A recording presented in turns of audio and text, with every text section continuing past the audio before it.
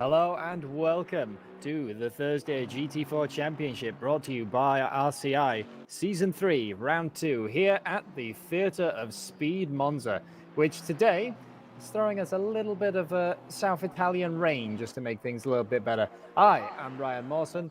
Joining us is Christian Stricker and the man on the cameras today, Mike Jones, giving you all the angles that we can see in this absolutely horrible weather. What do you think, Christian? Yeah, we were sort of robbed from the rain at Spa, and it seems like it's come down in full force here at Monza, so I'm very much looking forward to this race. We were speaking earlier about which cars might be best in the rain. It doesn't really seem like there is a particular favorite in the GT4s. However, you did mention that the Porsche is not currently P1, 2, and 3, so maybe they're struggling today. Yeah, absolutely. I mean, these two dominated last week at Spa, the Nitto and his teammate. Both were super strong cars, but just today seeming to struggle a little bit. I mean, say struggle, not that far off the overall pace, about half a tenth at the minute. But yeah, round two, we had a lot of madness in round one, and I think now after a couple of the drivers have had a bit of a finger wagging from the stewards and a bit of repairing the cars, a lot of teams here are on a bit of a recovery drive, and they know that turn one at Monza is just notorious. And the other problem you've got, if you have a problem at turn one, by the time you've actually got going again, you're almost half a lap down on the leaders, which in the 20-minute sprint race of race one would just be devastating. And talking about the format, same as usual, we have a quick fire qualifying, which will set your place for race 1 and 2. So qualifying is absolute key in this season, as one of the Camaros yeets himself off. And I have a feeling we'll be seeing a few more, not as purposeful yeets, but possibly some off tracks. And right over the sausage curve, trying to be the Dukes of Hazzard. But yeah, that will be sort of it. Race 1 will be a 20-minute sprint, as last week, race 2, the 40-minute feature. So each car will have its time to shine, and well, we'll have to keep an eye on the weather, what happens. So far it's trending down, but oof, Sunday is an entirely new day. Yeah, that's for sure. And I think the Kamara there earlier, he just missed his braking point and had to take it over the curbs. As you said earlier with the T1, in my experience, rain actually makes drivers slightly more cautious. So I do think we will survive every single car we get through T1. Don't hold me to that statement though. But I'm pretty sure these drivers all know what they need to do and keep it clean. It's a 20-minute race, but still it's short, but it can still a lot can happen in it, especially if it's raining and at Monza. So yeah, I'm assuming these drivers will take it back a little bit of a notch just to get safely clean through turn 1. But yeah, I'm looking forward to this one. Currently, we have Chris Rubilar leading the standings in the practice. So I don't believe we saw him last time out, or if we did, he was down the timing sheets. But that is a purple Audi, so I'm pretty sure Mike Jones would be very happy with that, Carla. Yeah, a very striking livery, at least. Quite a lot of nice bright liveries to be able to see out the comms box with this rain slashing down. But yeah, a lot of drivers sort of had a few problems at last week, and Martin Lawrence, another driver who we've sort of not seen a lot of, did quite well in race 2 of last week, but did have problems. He's currently chasing the standings. And speaking of standings, we'll get to them in a little bit as some of the last few practice laps come by. People just getting that last minute sort of tweak to the cars, suspension, tire pressures, as one of the BMWs very sideways through Ascari. And I have a feeling we'll be seeing that a lot more invalid laps, especially if it's wet. But yep, going to the standings, a lot of drivers from last week, qualifying, sorry, not the standings first, we do them afterwards. But yes, what do we think qualifying wise for weather? I think we're going to see a damp track, but I have a feeling, looking at the weather, it was drying off, and as I look out, that has completely gone out the window. It's a wet qualifying at Monza. Yeah, this is definitely going to separate some of the. I think it's going to shake the field up for sure. And if it's a dry race, it'll be even more shaked up because some drivers excel in the rain and some don't.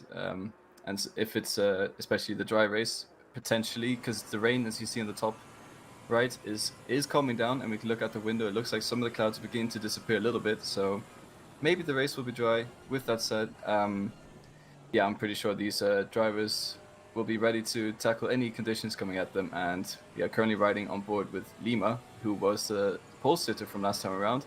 In practice, he wasn't doing too well. He was down in P20 or something like that, 1.5 seconds off the pace. But maybe he is doing a little bit of sandbagging, has a trick up his sleeve, and he could potentially get the pole position again today. Well, exactly. Practice is not everything. You don't know what the drivers might be doing, fuel load or anything like that. I know some drivers who never in free practice will practice quali runs. They always wait so that you don't know what they've got. And muttering off the across the way, that's Mike Jones agreeing with us. As he says, plenty of drivers that will do that. So yeah, Lima has it all to prove, really. Pole setter last week at Spa, but new track, new balance of performance, and as we said, the Porsche didn't look super strong in the wet, but we'll see what they can do coming through Aqua Minerale, coming through Parabolica. As we said, it might actually dry out. We've got a 14-kilometer-an-hour wind. It's quite blustery, so if those clouds do disappear, then I expect that the track would dry up and come into the line. We'll see what the provisional pole might be. Tricky track is Monza. You look at the track map, and a lot of people think, well, it's just a couple of straights with some chicanes, but every corner is such a technical corner. It's so difficult. Hard on the brakes into turn 1. You're looking for that 150 board, especially in the wet, trying to get the best run through the first chicane, not to run out too far because those painted curbs are lethal for your lap times. And coming up, this is, well, I knew it as Curva Grande, but looking on the track map nowadays, it is called Curva Biasimo. And up to the second chicane, another one where you're looking for that sort of 150 board slightly after. And this one is nasty for the curbs. You can see the giant sausage curbs, and we've seen drivers before touch them, and it shuffles you off the track immediately. Lesmo 1, Lesmo 2, such a late apex on these corners. It's you're looking for that apex, you're looking for the exit to get on the power, but you just can't see it until the very last moment. Still now trying not to run out too wide onto that painted, and off we go. The run down to Ascari, the corner which can be a lot of drivers undoing and passing under the old banking, part of the original circuit. Was that, and I was reading up earlier that Monza is actually the third oldest race circuit in the world, behind Brooklands and Indianapolis, which shows how long they've been racing around here, back in the 20s. And that will be Ascari done and completed. Very clean, very tight, and it's just the run up to Parabolica. And Parabolica is also a strange one because a lot of drivers try this super late brake technique because it does look quite a wide corner, but if you run out onto that outer edge, you are kind of doomed. You can see Lima fighting with the wheel there. The Porsche is a little bit squirrely in the wet, and coming up to the line, what will the provisional pole be?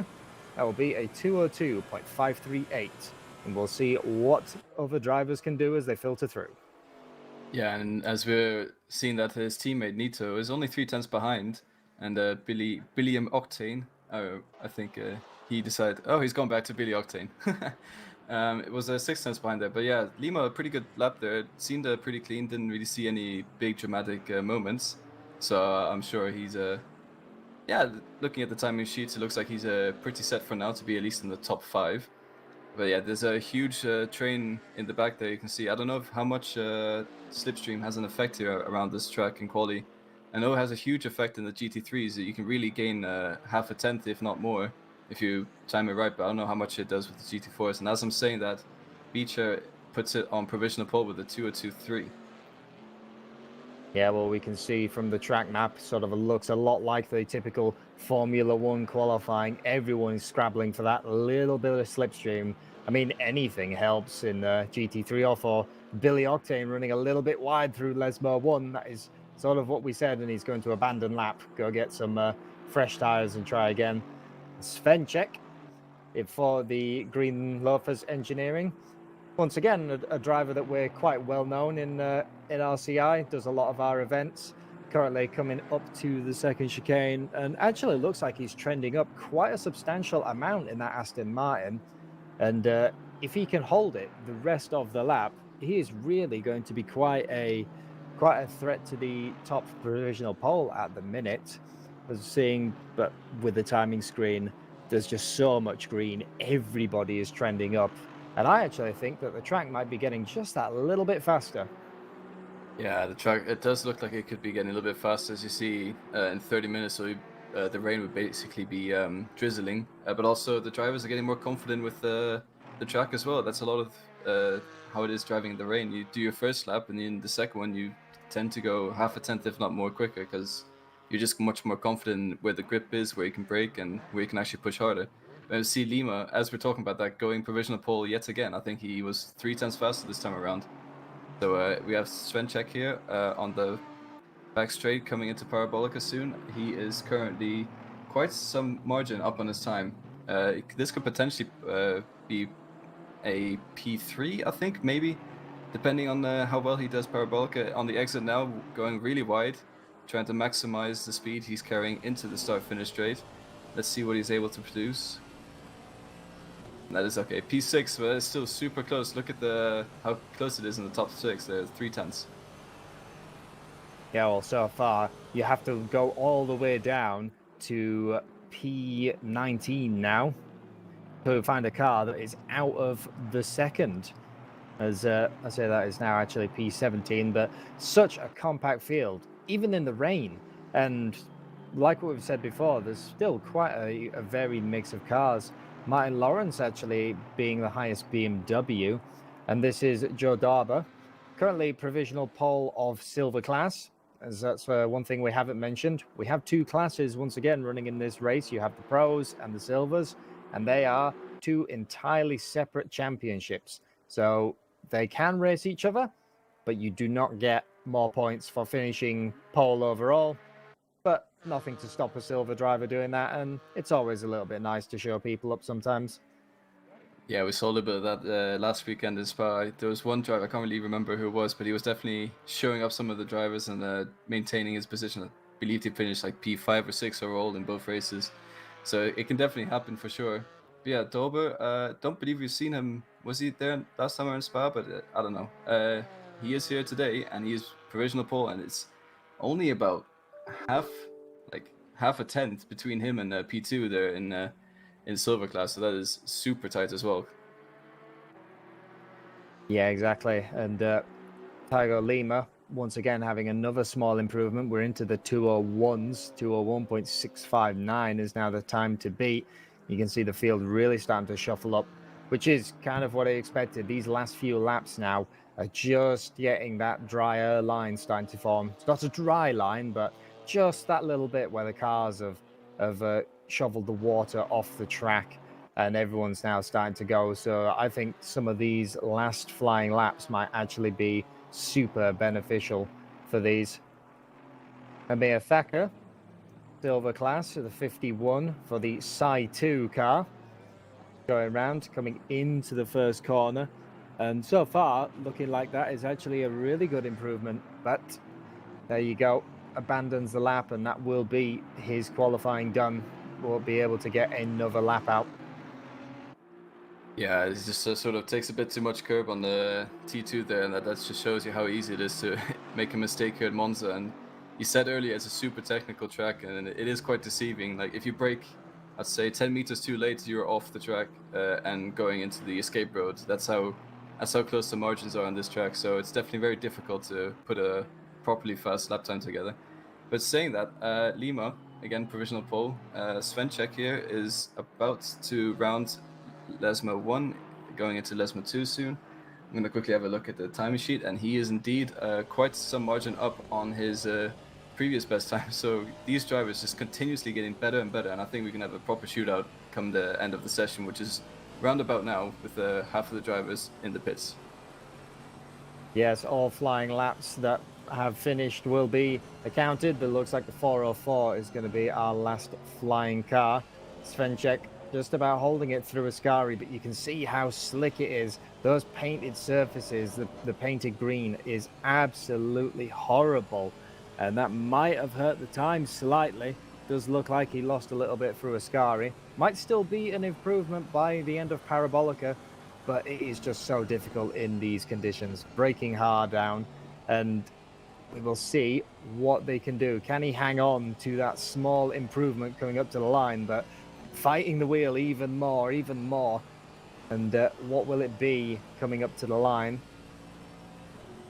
It will not be an improvement. That will be slightly disappointing for Svenček. It looks like he had the time, just lost it all.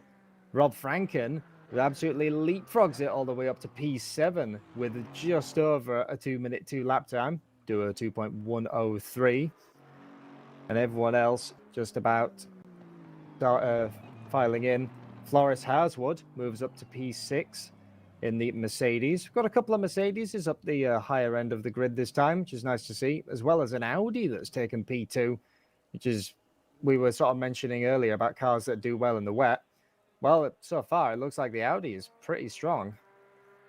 Yeah, indeed. I was looking at Rubelo as well. He actually set a 2014, but it wasn't valid. So had he not invalidated that lap, I don't know how wide he went in one of the corners, but that could have been the pole position right there. So he definitely is someone to reckon with. I think he's got the pace to win this.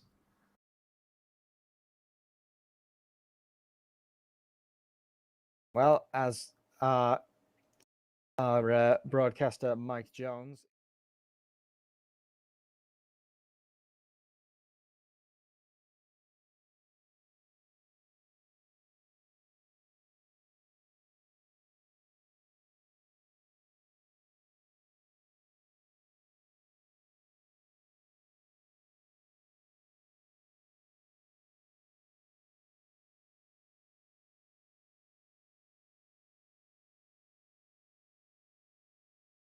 a lot of these drivers are hoping that it will be coming to them over the time.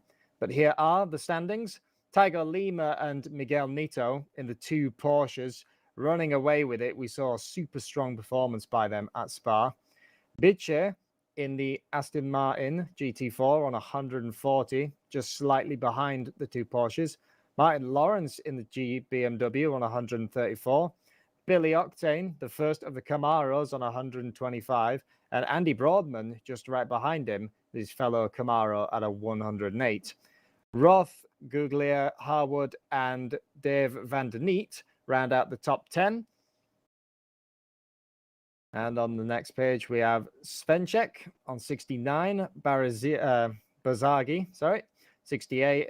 And this is where everything starts getting really close, handfuls of points. McLaughlin, Pimot, Artan, Banfield, Leonard, Cora, Rubelar, and Harsward round out the top 20. And for the Silver Cup, moving on, Alex Poma in the BMW GT4, once again showing great pace at Spa, leads it with 168. Grabau in the Maserati, amazing performance at Spa, 158, only a handful of points behind. Olefe rounds out the top 3 in the Alpine on 138. Sam Butters and Kilgren, P4, P5 on 132 and 127 respectively. And Baradi, the 59, which I cannot pronounce their name. So I'm going to have to ask that driver if they can tell me how to pronounce their name. Amir Thacker. I think Mike Jones is thinking Remazwiski, possibly. Correct me. If you're the driver of the 59, please tell me how to pronounce your name. Christian Kampke and Joe Dorber round out the top 10. Tom Bryant in the Camaro on 73. Herford Smith, Jackson, and Verona and Roberts at the top 15. And the drivers that are starting to have to really fight for it. And these are all the drivers who either got caught in an accident or did not make round 1. So Perezda, Opera, Asprey, Ryan Gill, that's Rosso, Jelink, Steve Hughes, Rodriguez, and Solberg. Yeah, quite a split between some of the drivers there, but it's still super close even after 1 round. That's the beauty of having 2 races in one evening. And we see here, look at the rain, and it's just going to get worse and worse in the coming few 20 minutes. So this is going to be a great race to watch. I'm really excited for this. I've never seen a wet race before in GT4s, so this is a new experience for me as well. That's I think we're in for a really good one here. Yes, definitely a time for wet tires and get the umbrellas out for the pit crew, because it is a wet Monza and it looks like it's only going to get worse.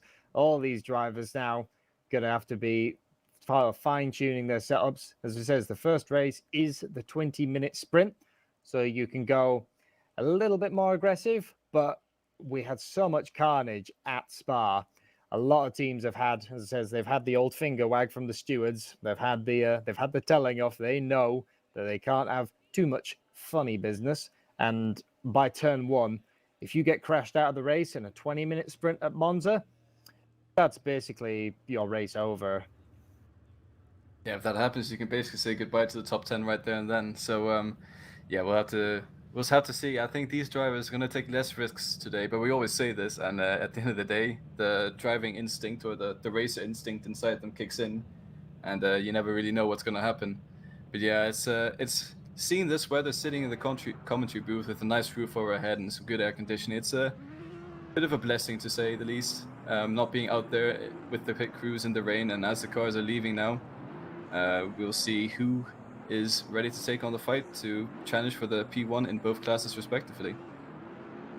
Yeah, as the cars all start their formation lap, filing by our camera, you can just see the spray that is really going to play a factor in this, where you're following so close the whole pack. You're going to be basically blind at the back of this pack. And also, as we see, can we have just a small credit to the people in the Maseratis who did not side out, who braved the rain and have continued with no traction control and no ABS, on an absolutely soaking wet Monza. So for those guys, my hat's already off to them, because the real Maserati GT4 team, fun fact for you, if it rains, they don't go out. They park the car as soon as it starts raining. The real race team will not race in the wet. Oh, that's a fun fact. I didn't know that. So yeah, props to the guys racing the Maserati today. That's some bravery and a half right there. Hopefully, they're able to manage to get the car stopped in turn one. I'm sure they will be, as most of the time you're sort of lifting and feathering the brakes, even at the 250-meter board. But anyways, yeah, props to them. I mean, we have in P35, there's a Maserati, but where's the Maserati grabber? I think he's a little bit further up the field, because he was quite a contender last week around. I believe that Maserati is actually even further down. They are quite to the back of the field. There you go, P30 and 35 respectively. It's just not the conditions for such cars in this race, but they are still going around, and any points is good. We've seen at the end of RCI where we've been counting championships and deciding it on calculators by literally handfuls of points at the end. So even if you have a bit of a bad race, it's not necessarily the end of your championship. Can come right down to it. But it's this man once again, as we say, Tiger Lima. We said that he had it all to prove in qualifying. Looked like the car was struggling in free practice, and does what he does best and puts it back on provisional pole. His teammate, though, sort of has it all to do today, being down in P8, hoping to get their team some good points if he can move upwards through the field. Don't quite know what happened. Just possibly a setup change, or the driver not agreeing with the track and the conditions. But let's see what happens in the actual race. It's Monza, and even in a 20-minute race with the rain, anything can happen. Yeah, that is indeed for sure.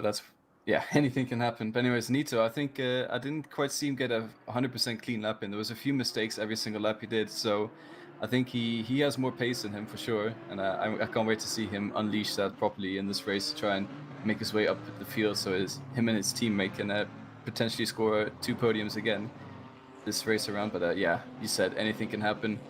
There's a lot of spray. The drivers won't be able to see much. It's definitely not the start. And we're about to go green there as the final drivers are catching up to the end of the pack now, and the leaders are rounding Parabolica. Yep, 2x2 formation. Everyone trying to scramble to get into their allocated spot. We see some of the last back stragglers. Joe Gleason in one of those Maseratis that we talked about earlier. Definitely be one to watch and see how they can progress. But here we go once again. Season 3 even, round 2 at Monza. Waiting for that green light, and, well, if you're anyone in the spray, I hope you know where you're going. Yeah, it's going to be a great race. And I believe, can you take it away? Green flag, and off we go. Immediately, that spray, you can see, well, you cannot see out of the windscreen of Adam Banfield here. Side by side, though, with Nito and Rubelar. Had a great launch, did that Audi. Coming 2x2 into turn 1. Audi trying to outbrake the Porsche, and he will have the inside line. But a lot of times, the outside is the better, as there is a crash in the background. Monza turn 1 has claimed its victim. And the rest of the cars managed to file through. Local yellow still being waved, and, well, there we go. There's the graveyard of twisted metal. Back to the front quickly. Chris Rubelar looked like he had an amazing run out of the first chicane, has cleared Nito, and, well, has cleared Lima even, and now, can he run away with it? The Audi did look very strong in practice, but let's see what happens when you put some race fuel in it.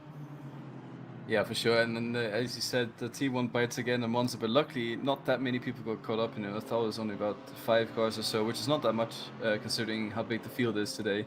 But don't discount Banfield in that battle up front, because he's also shown a lot of pace today in the rain, and I think he could potentially sneak in a win there if he places his car correctly. But anyways, there's a good battle happening all around, as is always happening in Monza in lap 1. And we'll see in the background, we see Boardman there, just trying to go a little bit beside left, and he sort of backs out a little bit, but I'm not sure actually, as he looks a little bit up the inside, makes the move and I think they're going side by side through Ascari, and yeah, Lev has to back out of that one. A little bit of contact in the back there with BMW, I think. Now they're going 3 wide on the exit of Ascari. This is a already intense battling happening up here, and we have a bit of a drag race between 2 cars going 2 wide there, and that's going to be a hot battle into Parabolica. Well, it's the battle of the slower cars on the right, the speedy boys on the left. If they can get Bo, it does look like the Aston Martin will win that drag race. Speaking of another Aston Martin, one taking to the escape road in the background. That is Adam Hereford-Smith. And up ahead, Adam Banfield in the wall, limping into the pits. We're going to see a quick race replay. And from the looks of it, they were involved in contact with the 20, which that's the Hazard car, or Harsvord even. Wow, I don't really understand how that happened, because was Harsford close to him? He must have been, but anyways, we see the Alpine there hopping over the curbs, and there's been the race leader, number 17, has gotten involved as well. I think maybe a bit of contact at the exit of Parabolica or something, but he has a really poor run on the exit there. What's happened there? That's really bizarre. But anyways, Lima now leading the race for 2 seconds, followed by Barzaghi and Beecher. Yeah, it looks like the 17 caught up in an early race incident. So that promotes Lima back into the lead. And a little bit further back in the field, this is Rob Franken for the Kaiju Racing, all over the back of Martin Lawrence in that 171, the Porsche versus the Beamer. And you can still see, though, that the BMW, even in these wet conditions, in a straight line, is just a monster. And looking back through the field, there's another bit of a quick race replay given. Chris Rubler looking up the inside, and then gets tapped from the rear, and round into the barrier they go. So that is, once again, another sad moment for that 17. Hope they can pick themselves back up, and it's never over, because you always have race 2. Yeah, that's the beauty of this format as well. You always have race 2 to come back. You just got to reset your mindset and then go for it. But here we see Jackson maybe having a move on Franken, but he backs out of it at the end. But Frank does look kind of deep, actually. So Jackson, considering how good his exit is, we might have a move into turn 1 here, or even before the straight. A little bit of a oversteer there on exit, though, so he has to slide behind for now. But yeah, great racing, and I think very unfortunate there for number 17. I'm not actually sure he got tapped from behind. It looked like he just took too much curb and spun the car on the curb, but yeah, he knows better than we do. So we'll have to wait and hear what he says after the race. But anyways, there's always race 2, and that is a 40-minute long race, so I'm pretty sure the drivers will be a little bit more cautious and take things a bit more into consideration during that race. Billy Octane down in P17, getting overtaken there by his teammate of Bryant. He's probably had a pretty poor start, as I believe he started in like top 15 or something like that. I can't exactly remember. But Grabau, P16, with the Maserati driver there, and he's currently, I believe, P6 in class. Yeah, it looks like Billy Octane maybe didn't have the start they wanted. The 2 Camaros find themselves once again on track for the hashtag Bring Stewie Back team. 1 silver car, 1 pro one, wearing their colours. But yeah, Grabau out ahead in that Maserati. You can see the flash of the lights trying to put the Maserati driver off. And now you've got to think of the amount of sweat that is on Grabau's head, because you know that you've got Billy Octane behind you. He will go for that move, and you can see the Maserati all over the exit curb at Lesmo 2 sideways, and that will open the door for Billy Octane. But now he's got to get his head back down as a Maserati driver, because as much as Octane isn't in his class, Tom Bryant is. Yeah, and that little buffer he had with Octane for his class rival, that is now gone as he manages to make his way past. And yeah, it looks like you can definitely see how difficult it is driving this Maserati in these conditions. Slightest bit of oversteer and it's hard to catch. A very, very difficult car, but he's still doing an amazing job up there in P17. Here we see McLaughlin on an Aston Martin there. Sorry, on the BMW there of Amir Thacker. Not in class this race, but it's still good to make up positions, and he does make the move around the outside of Parabolica, and gets a great run into turn 1. However, that BMW, as we saw earlier, great on the straights and potentially could fight back, but it seems like he's slipping into slipstream now, lining up a move. Maybe it doesn't look like he's going to do anything. So yeah, just lets the car pass, and he still maintains his position in class. Yes, the 51 of Cyanide. Got quite a few fans out here in the chat so far. So doing quite well, currently running in P6 in the silver class.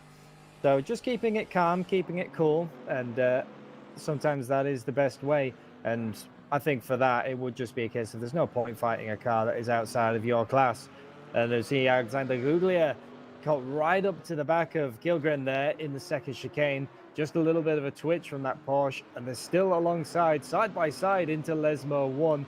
It's a long old way around the outside for Kilgren, who's now actually being attacked by the 69 of Boardman.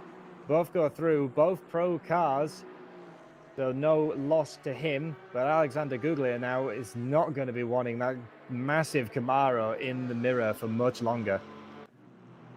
Yeah, that was a good fight there, going side by side. And you saw Kjellgren just on the exit of the curves, how slippery it is. As he just gets a little bit sideways, just keeping the cars straight. It's pretty impressive. But here we have Billy Octane trying to make his move up the field on Cyanide here into Ascari. Makes the move stick. Cyanide very smartly just lets them pass. No need to contend that. They're not for class. So good driving from both of the drivers there, as Billy Octane tries to make his way past the silver drivers to catch up to the pro drivers ahead. He still has a little bit of a way to go. A few more solo drives to filter through, but he seems to be having pretty good pace so far. Yeah, looks like it. And Joe Dauber for the Fat People Are Harder to Kidnap team. There's a team name to look up. I'm sure we won't find it in the SRO regs. Trying to get round Olefi. Looks to the outside, but it is a long old way around Parabolica. The little Alpine just scuttling away through the corners, but you can see in the straights now that Aston Martin's right back. And back to a silver, well, it's not even a silver class battle. Contact into turn 1. So contact into the second half of the first chicane. That is the 294 round of Kilgren. Battle with Boardman in the 69 Camaro. And there's a lot of times in turn 1. 2 into 1 doesn't go. The lightest touch in the rain will send you spinning. Yeah, that was very unfortunate, that incident indeed, as they weren't even fighting for class position, so they just got a little bit too comfortable with each other, gave each other a hug, and unfortunately it ended up in the wrong direction for Kilgren there. It seems like Bitch here has a little bit of damage, but he's running well in P3, and he's closing in Barzaghi now, who's losing a little bit of time on Lima, and Lima might have another one of those races where he just runs away with it, and you see Barzaghi there going a little bit wide, and Bitch here maybe potentially make him move into Sky, although I think he's a little bit too far behind to think of it. He might just wait behind for now and pull back and try into turn 1 again. Yeah, so Lima having to do the sort of hard work of his team because the Nito, his teammate, has officially closed the garage door. He is no longer on the grid. And for this man, Chris Rubelar, in the 17, just on a bit of a recovery drive, trying to nurse that broken Audi around. A lot of damage frontally on that, and we can see all the marks at the side. Going to have a go on Wig into Ascari. As we swap back, Billy Octane going all sorts of sideways out of Ascari. That will give Kilgreen the moment, but that is an awfully long way around the outside of Parabolica. We've seen it attempted, and not many people can pull it off. Looking for the cutback, but he just parks that ginormous V8 Camaro exactly where it needs, and that's it. But running wide on the exit will compromise it all the way off the end of the track. And now the Porsche is side by side. Yeah, I bet you Amir Thacker, or Sayana as we call him, he's loving this little fight ahead, because all this means is he can catch up to Kelgreen and potentially make a move in the near future on a person in his class to go up the order. But yeah, Billy Octane then getting I was gonna say, as that was happening, that the Camaro looks pretty planted in the rain, but he just went off the road there, so I'll take the statement back for now. But yeah, he's having some struggles currently with this weather, but it's definitely a fun car to drive, and he sure knows how to handle it. And yeah, here we have Jackson on Franken for P1 in class, only 3 tenths behind. Again, an Audi battling a Porsche for P1 on the track, and we've seen this before in the pro class in lap 1. And yeah, we'll see what Jackson can do. Just notice the braking boards are gone for Lesma too, so maybe that's why some of the drivers have been running wide. Yes, well, historically, the braking boards never last more than a couple of laps. I'm pretty sure the marshals get very bored of having to go out and replace them, but that is the first thing you're always taught, is don't use anything that it can be destroyed as your braking marker. And while we've actually got a light brake in that, a good segue on, speaking of things you're taught, would love to thank our partners that help us at RCI do what we do. Race Department, aka Informatica, Driver 61 Coaching, and Sim Racing GP. All of the links for those lovely people are in the description below. And if you join our Discord, they've been talking about Driver 61. There's actually a little bit of a code there. If you join our community, get involved in the racing, there's splits for every single person, from brand new all the way up to what we're seeing here on the screen today with these guys. I mean, for example, our Friday split has 7 splits, just monumental. But yeah, back to the racing at hand. Jackson looks like he thought about it up the inside of Parabolica, but you can see that Audi in the wet is just, it's so twitchy. Every single time that he gets close, it has a slight twitch and will just drop back. Yeah, it definitely looks like a difficult car to handle, but he's doing a great job of it so far. Currently the leading Audi on track as well by quite some margin. Is the next Audi I see is down in P21, so he's having a good time up there. But anyways, here we have Barzaghi on Beecher. Oh, actually, Beecher has made a pass for P2, so Barzaghi has dropped down to P3 now. Are these teammates? Because they're running. No, I don't think they are. But I was gonna say the liveries are similar, but just different colored. But yeah, Barzaghi here falling behind Beecher. They were doing a good job. They're trying to fight for that P2 spot, but Lima still 3 seconds now ahead, so he's just still finding a gap and having another one of those races there, as we saw in Spa, both race 1 and 2. So yeah, this fight for the podium is not over yet, but it looks like P1 is pretty secured by Lima already. Yeah, exactly. For Lima, it's just another great day in this Porsche. But yeah, Beecher made the move on Barzaghi, just about falling back a little bit now, and that might actually be the moment for Svenček. He's only 3.7 seconds behind, which in the rain, you can lose that very easily with just a couple of mistakes. As that's a Porsche off the road in the background. I believe that was Googly who went off the road. I'm not sure. I don't see. I think we might have a replay here. Maybe it was Rob Franken. No. Okay. It was a. Oh yeah, that's a hard hit. That's gonna give you some damage. That's gonna be quite an unfortunate end to his race. I mean, he's still gonna be able to drive, but that's gonna make his car very unstable now. And it's in these conditions, that's the last thing you want.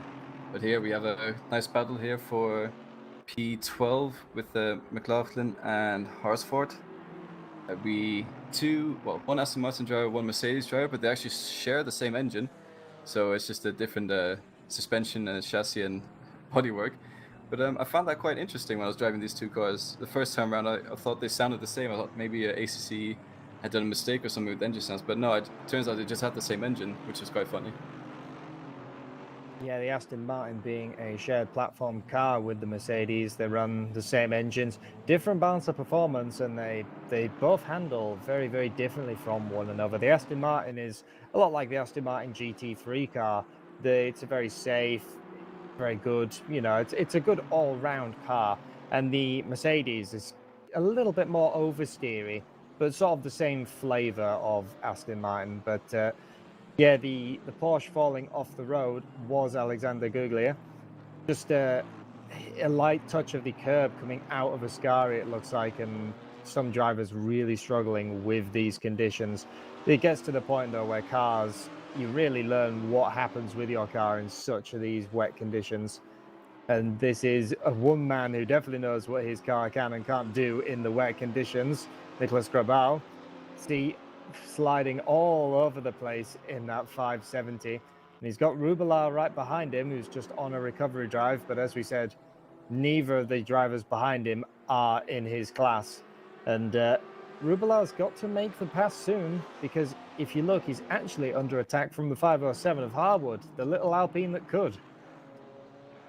Yeah, that's I think Rubela having a decent recovery drive, to be honest, considering his lap 2 woes. But here you see how difficult it is to get that car stopped, locking up on the braking there, Grabo, and also sideways on exit there is just as I'm saying that he has a nice drift on the exit of the Scari there, and he's had a great start, but he's falling a bit behind now as that car just looks nearly impossible to drive. But he's maintained the car on track, and it seems like he's doing okay so far, getting all the points he needs, as we mentioned earlier.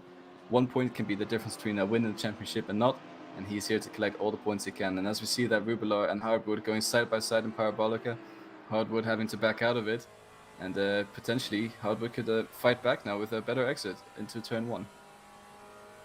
Yeah, looking like it. Nicholas Grabau for the Mazepin Racing has not done any sort of the spinning that we would expect from the Formula One team, though, as of yet. Looking back, the Audi trying to run away from the little Alpine. It does look like, though, in a straight line that the Audi does have, even with the damage, does have the advantage of straight line. And, well, speaking of straight line speed, Martin Lawrence for the Connection Lost Racing BMW has now all over the back of Svenchek in that 107 Green Loafers team. And the BMW, we know this car. It's historically an absolute monster in a straight line. So you would think when you bring it to Monza, the home of straight line speed cars, it would be amazing. But it just seems that the rain is balancing this car out just that little bit more. It's just not sharp enough in the corners. But we can see Martin Lawrence really trying to line up for a move, keep close to the driver ahead, and then use your car's advantage down the straight. And I mean, look at that. There you go. Yeah, that was a textbook BMW overtake, I'd say. It's still not quite over yet, as Svenchek still has his nose in there, but now he has to back out of it now. And up to P4 goes Lawrence, who has had a pretty good race so far, just sort of being quiet in the background, and then suddenly he's up to P4. Maybe could chase down P3, but I think the gap's a bit too much, as the leader has just crossed the line, and we are now on the final lap, as the time of the race will run out while he's finishing this lap. Svenchek as well, having a pretty good race in P5 and maybe looking to fight back, but just look at the straight line speed of that BMW. Even in the slipstream, Svenchek not able to do anything. However, on the braking, he's getting pretty close there, having a little bit of a greet with the rear end of that BMW there, and I think one mistake is all it takes for Lawrence, and then Svenchek takes that position back. Yeah, the BMW having to get earlier on the brakes is not as good on the brakes, but white flag waves, which will be an absolute blessing for some. And for Rob Franken, the 202, who's been managing to hold Jackson off basically this entire race. This is P1 and 2 in silver class. And neither of these guys have really had any sort of break from one another. They've left the rest of the silver class and P3 of their own class far, far behind. And now Jackson's just trying to look for anything that he can do on the last lap. But as we said, you start pushing these cars, you push the Audi, the mid-engine sort of snappiness really bites back, even in the GT4. You can see him fighting the wheel out of Lesmo too. And every time that happens, you can just see that Porsche slightly scuttle away. Well, I say you can see. If you use your imagination, you might be able to see that there's a Porsche there, but the spray is just immense. Yeah, he's been spending the last 15 minutes in that spray, so he's his whole race has been consisting of looking at a white speck in front of him and trying to keep the car on the road. As he hops over the curbs there, manages to catch the car, and he has one more corner to go, but I think Franken looking like he is going to be able to defend this position here. Looks like it. And once again, for Tiger Lima, rounding the final corner up to the line, it will be Tiger Lima to take the checkered once again for the Phoenix Racing Portugal. Beecher takes P2 after a great drive. Bazagi, one who kept his nose clean, but climbed it up. Martin Lawrence, another great drive up. Svenchek in fifth. Franken does hold off Jackson just about for P1 in silver class. Those two amazing drive. Alexander Guglia comes home P8 or P6 in pro class. Boardman and Dorber round out your top 10, and Dorber being P3 in your silver class. That was a great race there from many of the drivers. Just keeping it pretty clean, to be fair. There wasn't many accidents. A little bit in lap 1, but as the drivers got settled in with the cars on this track, it seemed like they gave each other the space they needed and the respect they wanted. So great stuff from the whole field basically. And yeah, really octane there in P13, and the person who was leading the race finishing in P23. Bit of an unfortunate incident. I don't know exactly if there was contact or not, but he definitely had a poor exit out of Parabolica, and now he with some damage after the spin in Lesma 2, and he managed to climb his way back up to P23. Yeah, it's a bit of a recover drive for Rubelar in the 17, but because the qualifying positions were set earlier, he does have race 2 to try redeem it, which will be the 40-minute feature. And looking at chat, we have an ask the boss. Jesse Lee, who's another one of our commentators, asks, "Would you rather be in the race or in the box?" Well, that's a difficult one for me because I do actually like driving GT4s. I like it in the rain. I think it's a great balancer of people, and it's such a tricky one. I think I would actually prefer Comsing because watching some of these races so far has been brilliant. What about you? I'm not too sure actually. I'm a bit the same as you. I like the GT4 cars. I like driving in the rain. It's always a good challenge. Around Monza, I'm not too sure. It's a decent track. I do enjoy it at times. The racing is great here, but it can get a little bit repetitive quite quickly. So yeah, I think being nice and dry here, not sweaty at all, just chilling with the air conditioning on in the comms box. I think that's the place to be today. And we have a quick replay being brought up by Mike Jones in between races. So this was what happened to the 17 that caused him to fall out of the lead of the race and fall all the way down. You can see the rear Audi, the rear end just lost it. And coming around the blind corner of Parabolica, a lot of the cars had nowhere to go, avoiding action taken by the 20. So he was not actually involved in the accident, was just part of collateral damage, which was sad to see, but we see them back on the grid. Chris Rubelo once again takes that front row alongside Tiger Lima.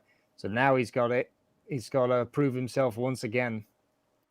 Yeah, and it's again wet for this race. It does look like the rain is calming down though, so it might be damp at the end of the race, but I for sure don't think it'll be damp enough to go onto the slick tires. So it's gonna be another full wet race. I'm pretty sure of.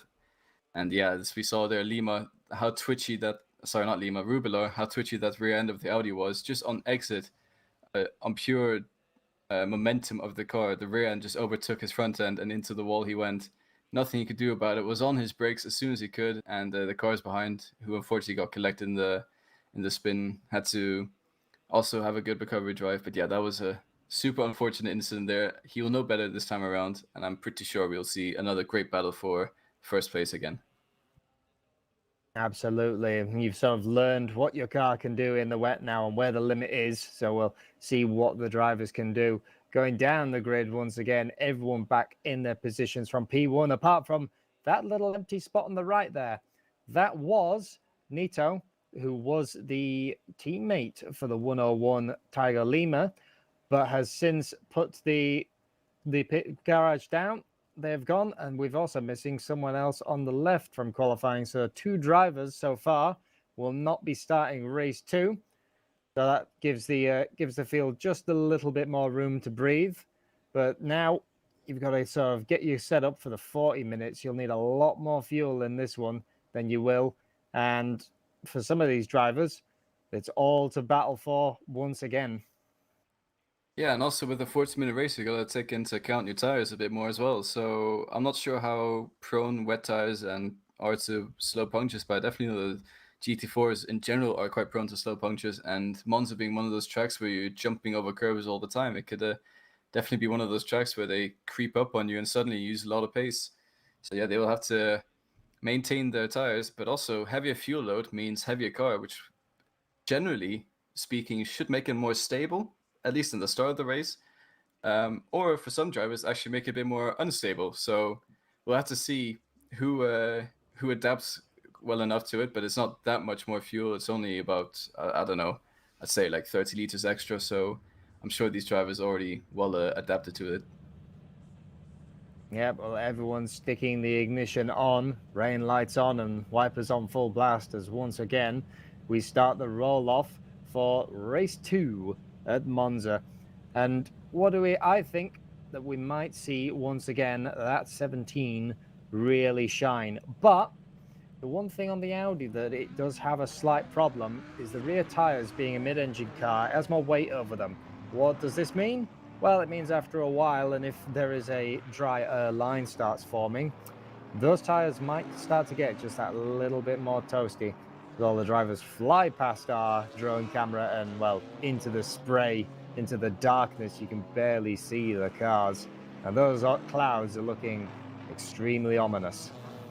Yeah, I was gonna say it's quite a daring drone pilot right there, flying in between the cars, but everyone doing a good job to avoid the drone being crashed into the ground. And we see the weather is just atrocious currently, and there is no sign of it being a dry race at all. And yeah, these drivers, they already know what to do now. Hopefully, we can see the Maserati perform a little bit better. I was actually saying though Grabau did make up quite a lot of positions at the start and maintained a decent position at the end of the race. So I think he made up like 10 positions from his grid spot. So good race from him. But yeah, definitely it's going to be a fun one. Completely different race length, completely different race. We're going to see some different action as well. Absolutely. And Mike Jones takes us on for a quick tour of Monza underneath the old banking, pretty much one of the only part of this circuit that remains from its original form, whereas it's all been sort of chopped and changed and made suitable for what we class as modern machinery. Our Formula cars and our GT cars and everyone else who races here. They've been racing here for, well, almost 100 years, I believe. It's just so long when you actually think the motor car as a concept hasn't been around as much as much longer than that.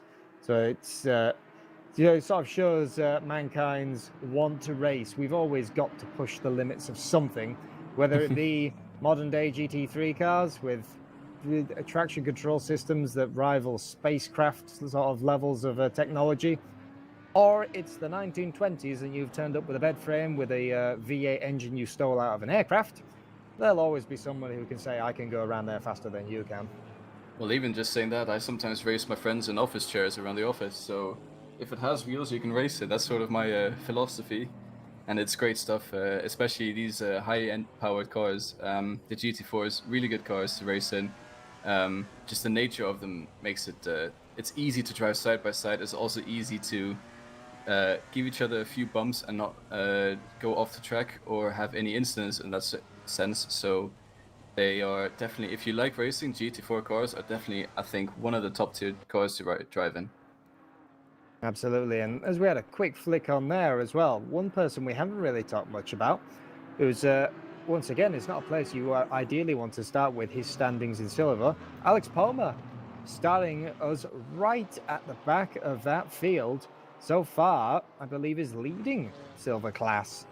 So he will have to make up some positions and get his way through the pack. Obviously, just not agreeing with such weather conditions and car setups. As I said, it is the great equalizer. You can really see the people who thrive in the wet and those who might struggle in it. But once again, 2x2 through Parabolica. Hopefully got some heat in the tires, heat in the brakes, and, well, set the demister on the windscreen so you can hopefully see, as it's Tiger Lima once again to take the take the green flag.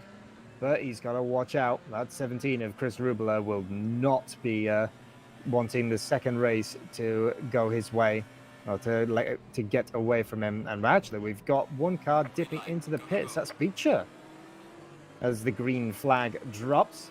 And once again, Audi with an almighty launch. Chris Rubler just launching the car off the line versus that Porsche. We can see the side-by-side again. Will he try go side-by-side into turn one? He did it in the first race. He might try it again in the second race. But no, too much of an overlap by the Porsche. And that's that. And back through the field. Oh. There is contact again. Two cars off. Yeah, there was a little bit of contact there, but it seems like there's only been one one victim in that battle there. So all the cars getting pretty cleanly through turn 1 is the number 49, I believe. Oh, not the 49. Sorry, never mind. But anyways, Lima and Rubilo have absolutely stormed off in the distance there with that contact happening, so they already have about 2-second gap behind them. And Rubilo, that's going to be great news for him because he can just challenge Lima all he wants now, not really worry about what's happening behind him, and that's what he wants on lap 1. Even though it's a 40-minute long race, you can still, if you get past early, you can maintain the position and also be a little bit of a roadblock if you have a little bit less pace. But it is Monza after all, so that is difficult here. As we see two cars going side by side, the Mercedes and the Porsche there. Mercedes getting out ahead at the exit of Lesma 2. And yeah, great start from all the drivers there. Yes, that is the number 4 of Banfield, who we saw have that slight collision in turn 1. Once again, not overly how you want your race. You can see now it's just slightly starting to hemorrhage a couple of places, being overtaken up the inside by, I believe, that is the 202 of Franken. Yeah, and a little bit slightly there on exit we saw a Porsche. I didn't quite see which Porsche it was, but yeah, it's hard to follow the who is where right now because they're all over the place. Quite a lot of people going too wide, and there's a Aston Martin challenging up the inside there of Parabolica. I believe that is on the KTM. Oh, sorry, not the KTM. That's a Porsche on the KTM. I got confused. Yeah, Franken and Wig. Wig leading Silver Class. He wasn't anywhere near last time around. He suddenly put himself up to P4 overall. He's had a brilliant start there in that KTM. Yeah, well, Wig having a good qualifying will restart the race where he did, and the KTM did look very, very strong. The KTM apparently is a very good car in the wet. We had to ask a couple of the drivers this because, I mean, I've never really driven any of the cars in the wet, but the KTM apparently is actually quite good. And you can see there, the 202 of Franken just made the slight misjudgment, tried to go around the outside of the KTM, which puts him on the outside for the second corner. And then that's it. Because you didn't get the run, he's now lost 1, 2, possibly 3 places. And that is really the problem when you're in a train. You open the door or you go for a move on someone. If it doesn't pull off, then you're just going to be dropping places. Yeah, that's not what he wanted. Even though if it's not for position, he would have been wanting to stay with Wig and fighting for that P1 spot. But it's a 40-minute race. He's got a little bit longer to think about his comeback here. And yeah, here we are on with Cyanide up to P17, starting P21. So he's made up 4 positions already, sliding a little bit around in that BMW, having a good time. But in his mirrors, he has Billy Octane in the Chevrolet Camaro, which I think is probably one of the scariest things you can have in your mirrors. So he's going to have to keep his nerves under control. And even though it's not for position, he is the buffer between the guy behind him for position in class. So he would want him to stay behind for now.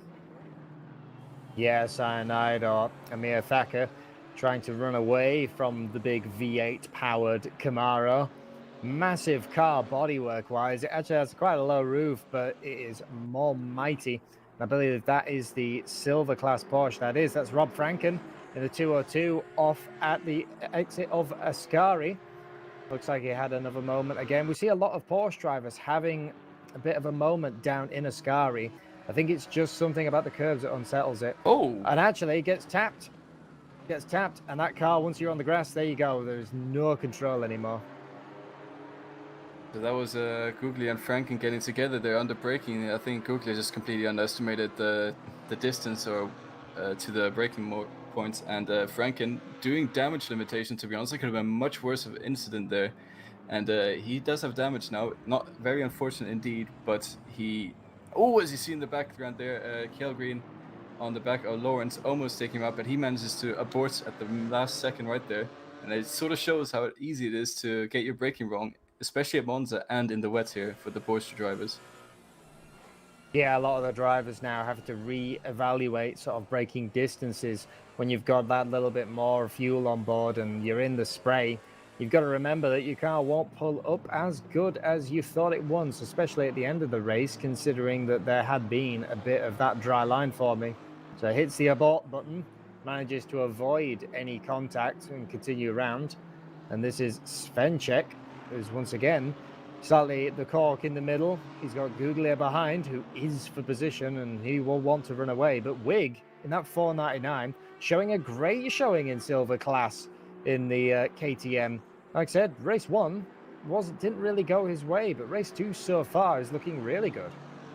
Yeah, and seeing the KTM up there is a little bit weird because it is, I believe, the slowest car, at least one of the slowest, because there is, of course, the Ginetta. But I think that it is the slowest car in the straight line, and he's doing great with it. I think the go-kart aspects of the car really helping him get through the corners and getting great exits here. Yeah, and swapping back to sort of mid-pack of Silver. It's Olefe, it's the battle of the Alpines. They sort of have stuck together. They stuck together a little bit in race 1 as well. But that will be that. Olefe letting through, I believe, one of the pro cars. Yeah, it's, still the field is so close, so battle is happening all over the place. We see 2 people in the pit lane, probably forgot to fuel up or have some sort of damage. I believe that's also why we saw an Aston Martin pulling off at the start of lap 1 before they went green. I think he probably would have forgotten to refuel the car, which is a bit unfortunate, but it does happen sometimes. But here we have Svenček catching up to Wig now. Wig sort of falling a little bit behind Harsefort, and yeah, that's not a position in class, but hey, Wig would want to finish high up as possible, as it does give yourself a little bit of an ego boost. Yeah, exactly. Just trying to run away with Silver class, and so far it's looking quite well for him. Jumping back a little bit, Joe Dorber, who was battling Silver class a lot of time, looking to the left, looking to the right of Olefe, but nothing to be had. And you can see the Alpine in the corners. It's just trying to scuttle away using its little handling potential. But that was it. That was a slow exit. The Aston Martin caught right back up, thinking about the move up inside of Lesmo. One backs out of it, probably the better of 2 Valors. And Harwood is actually now under attack from Octane with almost a similar thing. Slow exit, and you don't need to tell that Camaro twice.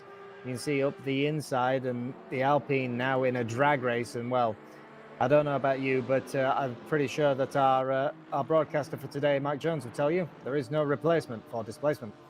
Yeah, that is indeed American V8 power doing its job there, but here you have the French sports car aspect of the Alpine under braking, just able to close up on the Camaro, and he manages to stake up the inside of Billy Octane as they both run quite wide off track, but he manages to keep the position for now. But yeah, that is a great fight in there.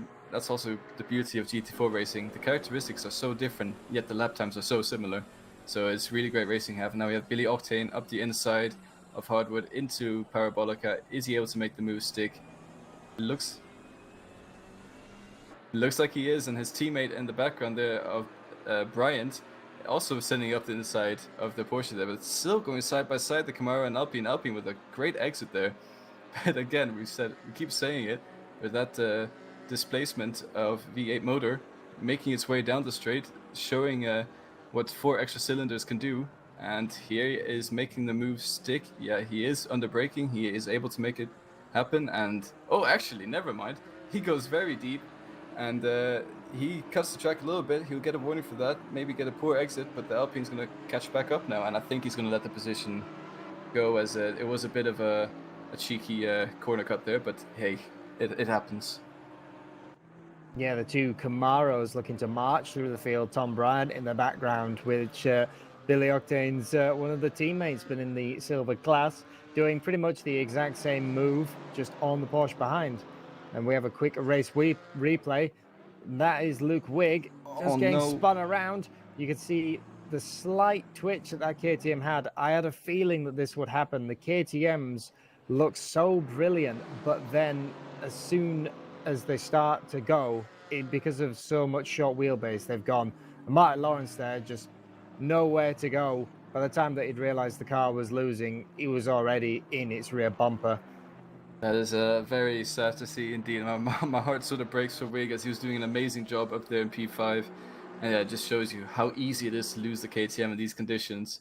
And yeah, that is heartbreaking. Monza strikes back for him. He's not having a great race this time around. Oh, off the track is an Alpine there of, I believe that is Hardwood. He's had an incident of some sort. But will I get a replay of that now? We'll have to see what happens. I believe it might just be an outbreak. Yep, just an outbreak, and there you go. The front snaps and decides that to hit the abort button and take it off the track. I mean, will be once again a bit of a track limits warning, but if you continue your race, well, better than ending up in the wall. Yeah, and he didn't actually lose any positions from that. Pilioce maybe caught up a little bit, but he didn't lose too much. Maybe a warning from the game, but in 40 minutes, that shouldn't be too much of a difference. I think the worst thing that can happen is his race engineers might have to clean up Brown's seats at the end of the race. Yes, and take all the gravel out from on the under tray. We're swapping back a little bit further up the field, back into sort of this little pro car train, is Alexander Guglia. Just about managing to pace Svenček and keep Lawrence behind. Lawrence, we've seen in race 1, did really, really well, made the right decisions and sort of shuffled himself up the pack. Currently in P7, but that could just be a pacing thing. We've seen some drivers before where they hunt. They will sit behind you and they will pace you, and they'll realize where that particular driver is weak, and at the end of the race they might pounce. Because I would say that BMW is just waiting for the opportunity. You just need to open the door coming onto a straight. Martin Lawrence will just absolutely gobble you up. But Guglia, having none of this waiting around nonsense, he wants to get round Svenček now. And you can see coming up to Ascari, got to go too wide. And yep, they are still too wide coming into Ascari. Svenček has the inside, and Guglia goes all the way around the outside, has the inside for the next corner, and that was it. Position done. And as I said earlier, it's that will be Martin Lawrence to catch back up. And well, I've had a bit of a glance over in chat, and yep, big V8 motor. Yeah, there's some good racing there from Guglia and Svenček. Svenček now has Lawrence behind him, who also was behind him last race. So this will be quite interesting to see if he is able to make another move on Svenček yet again. But Svenček doing a great job so far to hold position. We're currently riding on board with Rubula, who's losing quite a lot of place to Lima. And Barzaghi, who I believe was P3 last race, has caught up to him now. So this could also be an interesting battle. We still have 27 minutes to go, so everything to fight for. Still have a decent amount of time to think about when to make your move. As you said earlier, just stalking your prey until you see they're a bit vulnerable and then ready to pounce. Yeah, well, we're seeing that Aston Martin close right up in the rearview mirror as we take a bit of an onboard lap around here. You can see that although now Rubula has nothing in front of him, he has a nice clear windscreen, no spray. It is still deathly slippy out there and such hard, difficult conditions to drive that Audi in. We've seen him make a mistake in race 1. He will definitely that will be in the back of his mind that he cannot make that same mistake in race 2. And the Audi just losing a little bit of time over the stint. It might actually be that it's just slowly the edge is wearing off of it. We've seen cars that do great quali laps and then fall off in the race, and it might be that the Audi's just suffering a little bit with that. Yeah, it could be, but also looking at the way he's driving, he's very cautious compared to last time around. So I think he might have taken a little bit of a confidence knock last time around with the few spins he had. So taking it easy, as I'm saying that, he goes a bit wide on the score, manages to catch the car. You can see the steering wheel going crazy on the left-hand side there. But yeah, he seems to be struggling a little bit more this race, but he is also driving wiser as he's not spinning. So I mean, if that's what he needs to do to maintain P2, that's all that needs to happen. But he goes a bit deep there, and you see in the background that Barzaghi closing in on him on the braking. Yeah, and you can see that car just so twitchy through Parabolica, which is where the mistake was made in race 1, but determined not to make it again, while still somehow fending off of that 2 behind that is just looking stronger and stronger as the race goes on. Jumping back a little bit in the pro train, Svenček and Guglia once again. It did look like Guglia got around Svenček in Ascari, but now he hasn't really been able to run away. And you can see all 3 of them bunch right up. Martin Lawrence has to this time hit the escape road. All 3 drivers doing well to avoid each other, but this is how close we're racing in the rain. Yeah, this is really intense stuff, and I'm sure these guys, or these drivers, have a heartbeat of 180 at the minimum currently, because this is a about as intense as it gets. And Lawrence, you see hitting the eject button, and we might see Svenchek hit the eject button later on, as it's just so easy to misjudge the braking in front, especially with 2 cars. And actually, Googly gets a poor exit around the outside, or which is now the inside, tries Svenchek into Lesmo 1. Is Lawrence going to follow through? He doesn't. He stays behind for now, but Svenchek gets a little bit deep. And now Googly trying a cutback maneuver on him. Is he able to make it stick on the exit of Lesmo 2? It seems like he brakes a little bit earlier. Svenchek gives him the racing room he needs, gets ahead of him as well. But now Lawrence on the back, they're almost into the barrier with a massive amount of oversteer as he's eager to get past Guglia. And that is all it takes for a huge mistake, and he manages to catch it in the end. But now you see Svenchek having to defend from Guglia, who might go around the outside here. There's a great battle happening here for P5. Yeah, Lawrence, you can see the drive that the BMW got, but he had to get out of the throttle at the last moment, just sort of trying to launch the car around, realized there was not enough room and pulls it out. But now we can see the BMW speed as Guglia has once again a slightly worse exit. Svenchek, on the other hand, is now taking this opportunity to run away with it if he can. The Porsche closing right up in the brakes, just about missing the rear bumper of that Aston Martin by millimeters. And as we ride on board with Martin Lawrence, God, where do you go if you're Martin Lawrence? You just need to, you look left, you look right, and there's always a car there. Yeah, you were mentioning earlier that sometimes you just have to be patient and wait to pounce, and it looks like he wanted to pounce last lap.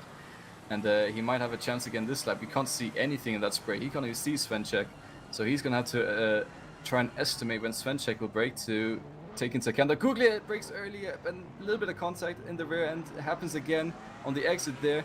I think Svenchek was a bit early. Guglia had to bail out, and as I was saying that, Lawrence couldn't say that, but now up the inside of Curva Grande, and Lawrence maybe able to make a move into the second chicane. It looks like he has a head for now, but we saw how great that Porsche is under braking, and potentially Guglia could fight back with a switchback maneuver, as we saw earlier on Svenchek, but he's not able to do it. Lawrence gets the move done.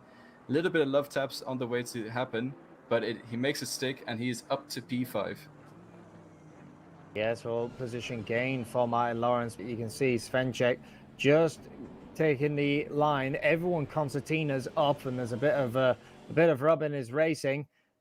Defending the line hard will cause that, but you've got to sort of anticipate this as a driver. So Svenchek keeps 5th, Martin Lawrence up to 6th, and Guglia so far demoted all the way down to 7th. Yeah, and I don't think this fight is over yet. The way that these drivers were driving close to each other 15 minutes prior to this is a good sign to more racing to come, as they had a really good battle there. But now we looking a little bit further down the field, we have McLaughlin here in P20, trying to close in on the P19 car of Roberts, as he's trying to. Sorry, he already passed Roberts. I'm very sorry about that, on the exit there of Lesmo 2. And now he's trying to close in on Boardman, who's ahead in that Camaro. Yes, Boardman being the first of his class for the number 7, the 69. The flash of the lights, obviously a little bit, I think normally when I flash the lights, I'm just a little bit disgruntled, I would say. Jump it up a little bit. Amir Thacker, Cyanide, doing a great job this race, managing to defend from Boardman, the 69. Even though he's not in his class, you have every right to do so. And, well, if you've got a little bit of a bubble in your silver class, it's about 1.9 seconds back from Franken, who we've seen make a couple of mistakes this race. So it's not entirely out of the question that he can gain another position in silver class. But yeah, just pacing himself. I know we've seen quite a few fans of his in chat as well. And, well, this race appears to be going much better than what Spa did for him. Yeah, Spa was an intense race for him, but race 1 went well for him, and now race 2 is going well as well. So yeah, good to see Cyanide having some good pace and some good luck here as well, having a good race all around. Now we're here with Jackson on Kjellgren, and these two are fighting for P1 in silver class. So as we were mentioning earlier, if Cyanide just keeps it clean, he could potentially, if these guys come together, make a few more positions. But anyways, Jackson here on Kjellgren, Audi versus Porsche. It's basically the same battle for P1. However, this Audi is right up behind the Porsche. Yeah, and Jackson, as on an average, will be doing brilliantly so far. if he can hold it, he will have finished second in both races, which will really help his points battle. Cutting the first chicane of Ascari, they're obviously very confident in that, and that will catch him right back up to the Porsche, who can't. It appears that the Porsches don't like taking the curbs. I mean, not a lot of cars like to take the curbs, but it seems that a lot of the Porsche drivers really have to avoid them like the plague. And well, that's Jackson up the inside, but runs incredibly deep, far, far, far too deep to defend it. And that will promote the 294 back up into the lead of Silver briefly. But going the long way around does mean that the Audi now has the run onto the straight. I believe these cars are fairly matched speed-wise. So now it's going to be, what can he do into turn one? Who's going to be the last of the late breakers? Looking for the braking marker, and it looks like it will be the Audi. Jackson just about holds it into turn one. Yeah, it looks like Kjellgren there just tried to sort of like let Jackson pass and try a switchback maneuver in turn two. Not quite able to make it stick as he does hit the curb. And you did mention earlier how sensitive that Porsche is over the curbs, especially in the rain.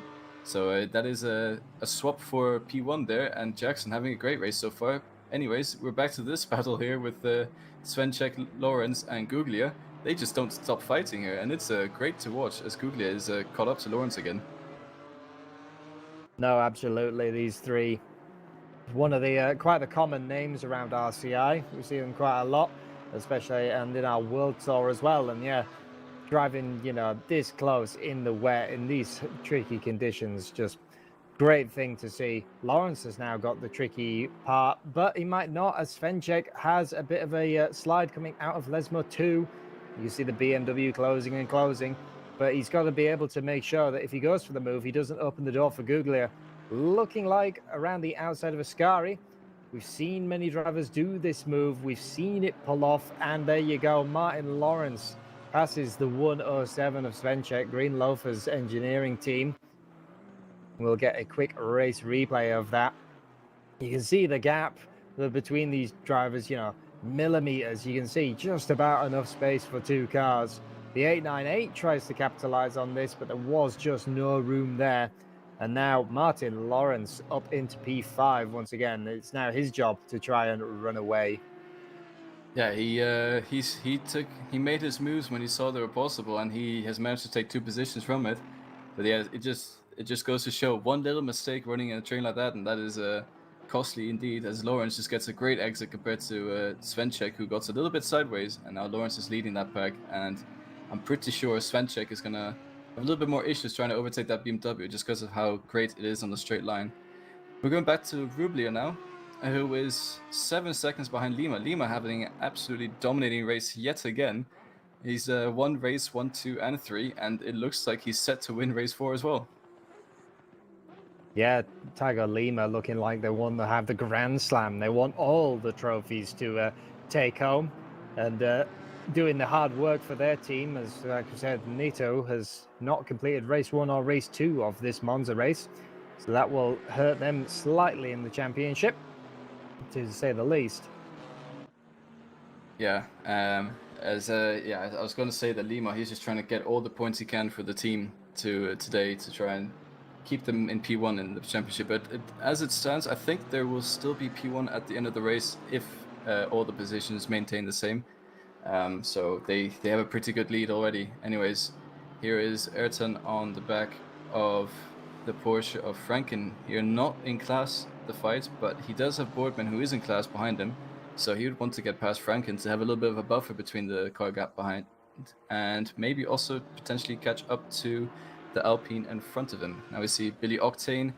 Is he trying to line up a move on Butters? He's looking at it. Butters actually goes pretty deep here, and Octane just trying to carry the huge V8 motor around the outside, cuts the chicane, cuts the Cascari a little bit there, jumps over the curbs, makes it stick though, and he is passed.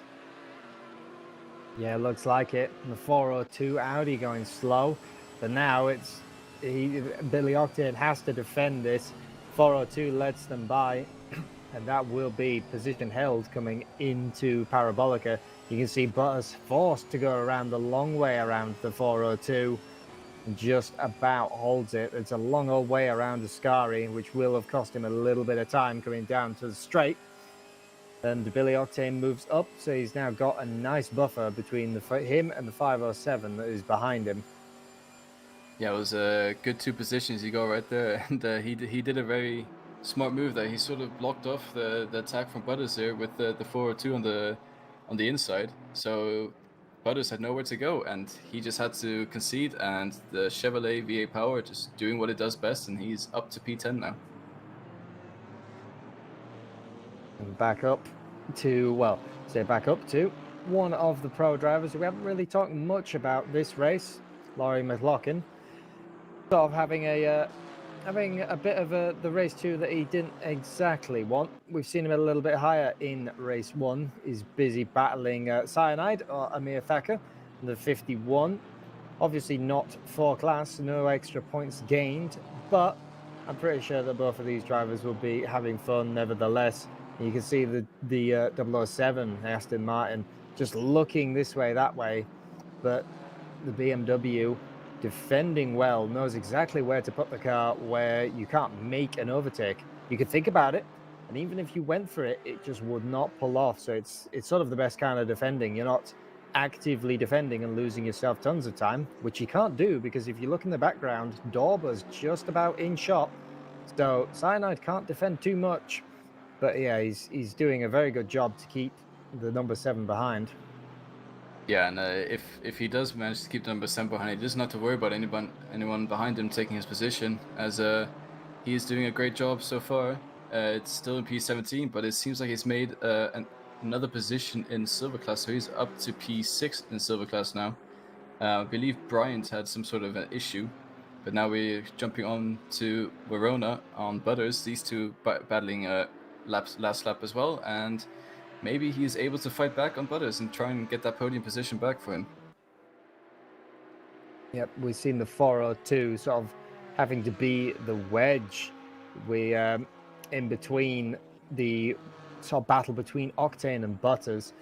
So caught up at the moment that you exactly didn't want to force Butters around the outside. But that means that now Billy Octane has managed to escape it as these two keep battling. Yeah, it's a good battle for sure. A little bit of a poor exit there from Butters, actually, and Verona might have a look up the inside into the next chicane, depending how strong that Audi is. It actually looks like the Porsche is driving away from him, so running maybe a little bit of a higher downforce setup, maybe, I'm not sure. But I do believe these cars are very similarly matched on the straight line. So yeah, it'd be difficult to overtake when you don't have the overspeed. And it also looks like he has a little bit of damage on the front. That might not be helping his case either. Yeah, it looks like it. Audi possibly. I think they were involved in one of the small concertina bumps that we've had a couple of points in this race, which that's definitely a common Monza crash, as it were. Jumping back to this little train, P4, 5, 6, and 7 in Pro. We've seen it sort of concertina up, and now it looks like Martin Lawrence is just starting to gap the 107 of Svenček. We see him in the background, and Googly are also falling off in the 898. A great battle by them, but it now looks like these drivers have got themselves some space, got themselves some time, and are starting to show their own pace, and they're just about pacing themselves out slowly. That, and I have a feeling that a few cars are maybe falling off this late in the race with tires, with fuel, and now they've been running around for around about half an hour. Yeah, and I'm pretty sure Googly are having not a single lap in the clean air where you can see anything. So he's been looking at the back end of a car and a lot of water on his windscreen for the past half an hour. So I'm sure falling back a little bit is not the worst for him either, as people are beginning to sort of fall into their own pace now. Not so many more battles happening on track. People are still running close though, don't get me wrong. As we have Verona, I think, in P12 still on Butters, and here we have Ayrton on Boardman. And that Mercedes there, as quite a beautiful colored Mercedes, inspired by the Golf there is. Oh, huge dive up the inside from Boardman there, and you see Franken having to bail out of it, otherwise that would have been contact. He's not happy with that, flashing his lights. And yeah, that is not a move for position in class. However, it was somewhat dangerous, and I'm sure Franken will not be happy with that one at all. Yeah, Franken sees the Camaro in the mirrors and dives out of the way at the last second to avoid a contact. Obviously, and this is the one thing that and speaking of, as we jump back, that's still the 69 going Oh inside, and there's no! contact between the 14. That's Ertan and Boardman, both off the road in the second chicane, side by side, and it looks like that the Camaro clips the curb slightly. It's contact one, contact two, and both cars facing the wrong way. That is a very unfortunate end to that battle right there. I think both of the drivers with their elbows out in a place where there's not really space for it, and I don't really know not really anyone to put the blame on. The stewards will have to have a look at that one for sure.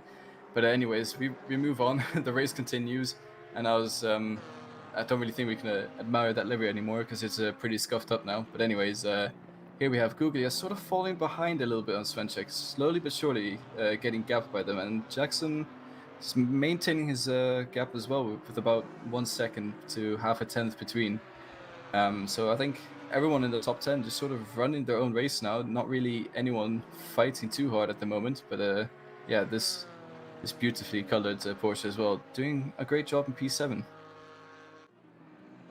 Yeah, exactly. And Jackson, you can see now starting to gap his silver class rival. It's about a 2.2 second gap for Jackson. So race one went well for him, and race two is just going that little bit better. But speaking of good races and how to have them, Tiger Lima just a county mile ahead of everyone else, is 8.3 seconds in these conditions. We thought that the Porsche might not be the car today. It looked in practice like that the Porsche was ailing. We all thought that, wow, maybe it's just not the day and it's not the track. But I mean, what we can do is we can take these notes and throw them in the bin, because Tiger Lima comes along and just proves to us that it is his day and it is his track. And just a quick reminder as well, looking through some of these people that we've got, like Martin Lawrence, like Svenček, Guglia, all these people who we've seen had great races today. They will be racing in our World Tour, and this weekend is the Super Pole and qualifying for that, which might actually be comms by me and Ryan Gill. So if you don't want to watch that, then please subscribe, hit the bell, leave us a like and a comment on this one. It all helps us and helps us to bring you some of this great racing that we've got today. And as we see with the GT4s, still pretty close. And this is the sort of the level that you expect in this split, whereas everyone gets into their little own battles. But look at the track map. There's just no one has spread out.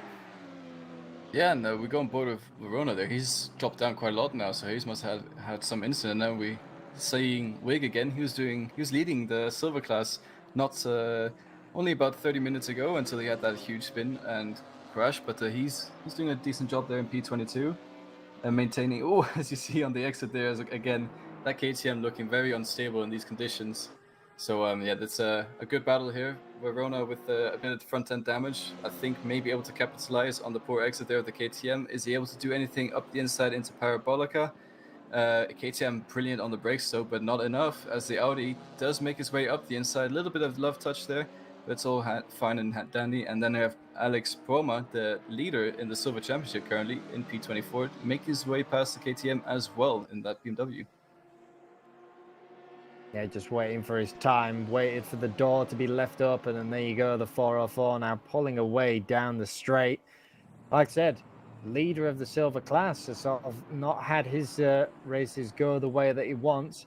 And now there you go, look, KTM thinking about a move up the inside. Shows the nose up, but nothing to be, as we've got a BMW backwards at turn one with yellow flag. Yeah, I didn't quite catch which BMW. Oh, that is, was that? No, I don't believe it was. Yeah, okay, sorry, it wasn't Cyanide, it was Roberts. Sorry for anyone who thought it was Cyanide, as we have some of his fans in chat today. Always great to see. AI just bounces over the curb, almost catches it, and then actually gets oversteer as he catches the car. So, yeah, as Mike Jones just said in my ear, hippity hoppity, you are now turning the wrong way. And that is unfortunate way to end his... Well, it's still 5 minutes left, but that is very unfortunate. He loses quite a lot of positions there. Phil Roberts, unfortunate, and sad to see the BMW not survive the curb hop. Yes, what gets the car going in the right direction. And I mean, we said that, didn't we, that the curbs were a bit vicious. And also, we said that this battle might have stopped. But once again, entirely wrong. Svenchek right back up to the back of Lawrence with 4 minutes to go. Can Svenchek do anything to the might of that BM? Catching it is one thing, overtaking it is a whole nother story because of just how great it is down a straight line. You can see the Aston entirely in the slipstream. And it's basically again nothing but look at the brakes on the Aston Martin. That BMW is a big, heavy car. It kind of drives more like a touring car rather than a GT4 car. It's a very heavy machinery. Yeah, and you see also Svenchek, all it takes is a little bit of a oversteer and exit, and then the BMW just shoots off into the distance. So I think he's got if he is going to make an overtake, he's got a lot of work to do and not a lot of time left to do it. So this could be a battle right to the end of the race, and I'm excited to see potential maybe for the finish. That has happened before, and if that happens, that'll be absolute scenes, and I can't wait for it. Yeah, Svenchek just about pacing himself, picking it back up, and despite the turn one problems, you can see he is slowly catching back up to Martin Lawrence. So I think that we might actually see another battle once again. By now, you're trying to just wait for that micro mistake from the person that you're racing. It's just that one slide, that one bad exit, and that will be it. And they will have you, especially when you're racing the likes of Svenchek and Lawrence. You don't need to give them any sort of indication. They will have you. Yeah, for sure, and we saw it earlier as well with Svenchek getting oversteer, and Lawrence just pounced on him, and which has put him into the position he is now in P5. So yeah, this battle continues on, and I think Googly is also slowly but surely catching up now as these two are maybe losing a bit of time fighting each other. So Googly could also be a potential factor come the end of the race, but there are only about 2 laps to go, so it has to happen quick if he manages to catch up. But anyways, Svenchek with a great exit there, going a little bit wider than Lawrence, but not much he can do because I think the straight line of that BMW is just a bit too powerful for him, and he has to just slot behind and try and catch up under braking. With where our leader was, Tiger Lima, it will be another 2 laps, which will be a blessing for some. And like Svenchek, and it'll be a curse for others. Right up under the rear end of that BMW once again.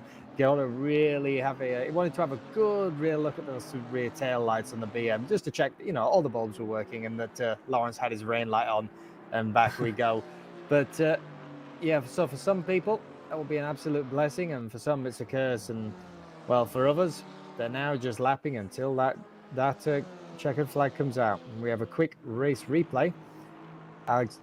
This is Alexander Palmer looking around the outside of that KTM. As we said, the KTM looked so strong in the early race. It looks like we might have had a brilliant silver class leader, qualified amazingly. It's just sadly gone backwards the more that the race has gone, and that we see it a lot of times. So that sometimes is just KTM life. They qualify amazingly, and in the race they fall off. Yeah, it's a very twitchy car to drive, so for race pace it's not the greatest, but it's definitely a brilliant qualifier, and if you can tame the car, it is also an absolute monster in the race. But it is super difficult to try and tame the car in these conditions, especially around Monza, where you have to worry so much about your exit, and it's so easy to get oversteer with the car. So yeah, it seems like a Rig unfortunate today and in race 1 as well.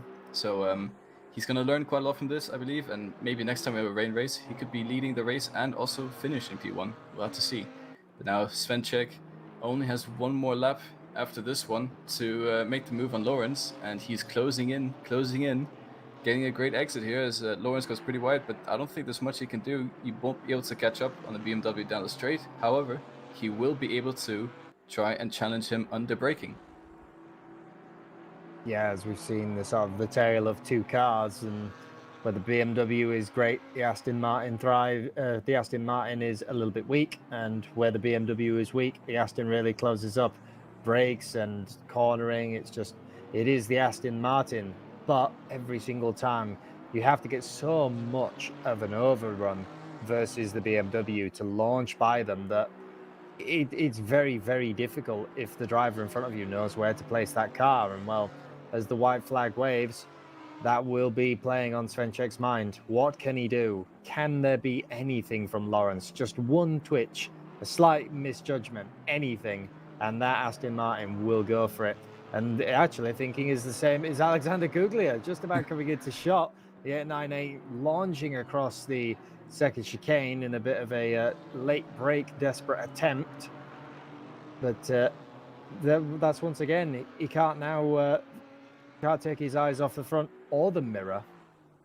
Yeah, Svenchek in a pretty poor position here, and a little bit of oversteer on exit there for Lawrence, but again, not enough for Svenchek to do anything here. Now Google has won a little bit of piece of the action here. I think having too much fun looking at the battle ahead forgot his braking mark jumping over the curves, but he does manage to close up in the end. However, it just looks like these cars are a little bit too far behind, as Svenchek has to absolutely nail his run through Ascari to try and do anything in Lawrence, but Lawrence also having a great run through Ascari, so not much he can do there, as Lawrence is actually, seems like he's pulling away a little bit, and Guglia is actually slowly catching up to Svenchek, so that's a battle to watch at the end. But here we have Lima, your race 1 winner, and your race 2 winner. As he crosses the line, flashing his lights, he'll be very happy with that.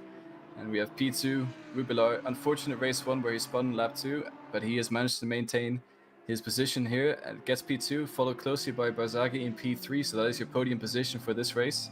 And we have Harseford, unfortunately caught up in instant lap 1 last race, P4 now. Lawrence does manage to stay ahead for P5, Svenchek P6, Guglia P7, Jackson, your winner of Silver Class, in P8 there, and then the Kjellgren 3 seconds behind, P9, followed by Billy Octane, who rounds up the top 10.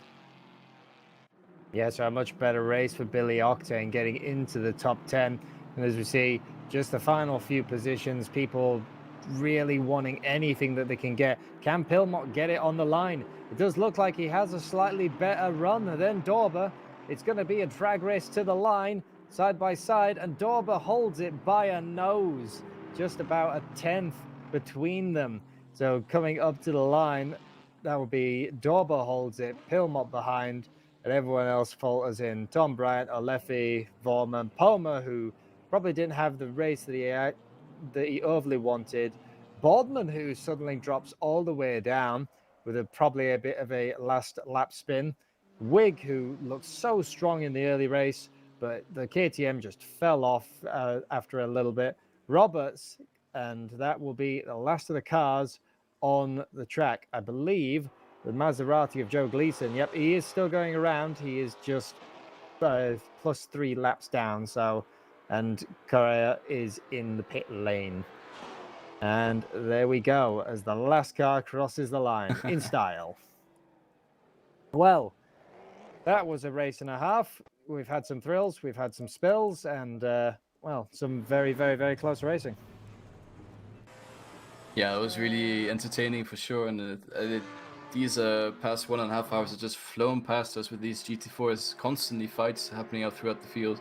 Monza as well with the rain, adding some spice to it, and yeah, as we go through some of the replays now of highlights from the races, we just see, I believe, a Lima and Rublier shooting off into distance in turn 1, and yeah, Lima from there on just knew this was his race to have, and he wins with 10 seconds to spare compared to Rublier behind him. So great dominating drive again from him, but not to discount the battles throughout the field, as we had an amazing battle with for P5 with Svenchek, Lawrence and Guglia that basically lasted the whole race, and yeah, I really enjoyed this one.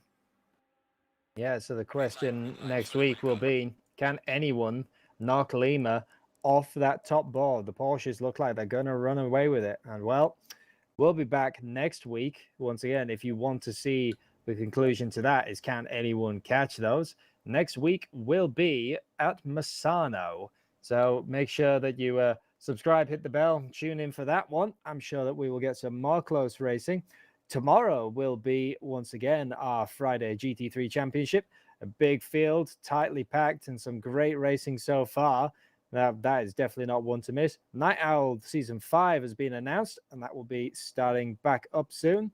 And then we have all of our usual Monday Championship, the Wednesday Diamond Drive, which is coming to its conclusion.